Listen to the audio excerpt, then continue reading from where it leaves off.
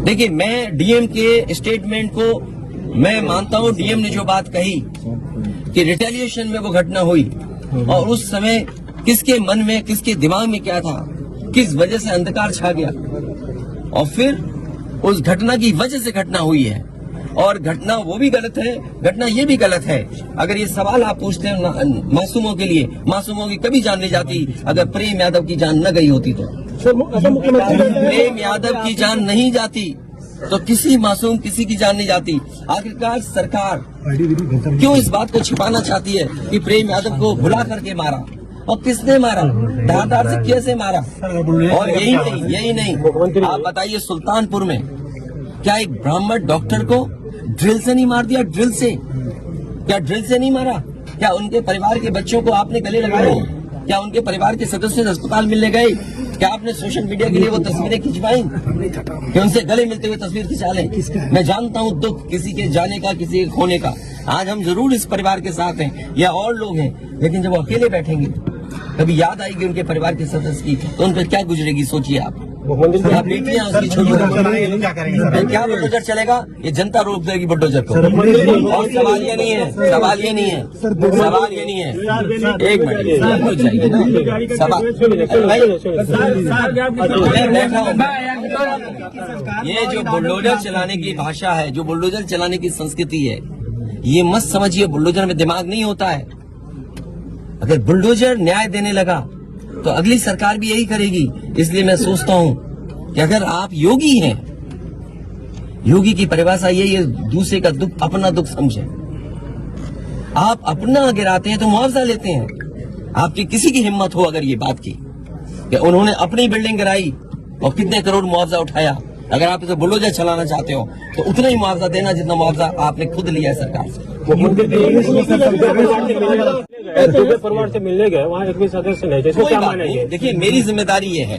देखिए, मैं जानता हूँ यार नवीन भाई तो और ये बात आप भी जानते हो। और जब मैं पहुंचा हूँ तो मैंने वो बाइट भी सुनी है, एक चैनल के माध्यम से कुछ खबर आई, हालांकि मैं सिग्नल या उसके नेटवर्क न आने की वजह से मैं नहीं सुन पाया। जो बात मुझे समझ में आई कि वो परिवार नहीं मिलना चाहता, ये उसकी भावना है और उसको उसकी बेटे की भावना नहीं हो सकती। हो सकता हो कुछ ऐसे नेता हैं जो उसको समझा रहे होंगे कि तुम मत मिलना, तुम उनको नीचा दिखा दो, अपमानित कर दो। सवाल ये नहीं, हम किसी के भी दुख में शामिल होने आए हैं। इसीलिए मैंने कहा, आपने जब बुलडोजर से किसी की माँ और बेटी को जला दिया गया और बुलडोजर चल गया, आप उस परिवार के उस बेटे से मिलने नहीं गए। उस बेटे को इस सरकार ने ठंड में नंगा किया था। अरे हम तो कहते हैं उस बेटे से तुम क्यों नहीं गला मिलते हो जाकर, क्यों नहीं मिलते जाके सरकार? मैं आर्थिक सहायता इस परिवार की भी, और अगर वो परिवार कहेगा तो मैं उस परिवार की भी मदद करूंगा। अच्छा, ये क्या है सबके साथ? अच्छा, ये बेटा क्या जानेगा? अच्छा, ये बताइए, गाड़ी उठा ले गए, ये परिवार चाहता था कि हमें चाय पिला दे, हम इसके घर आए।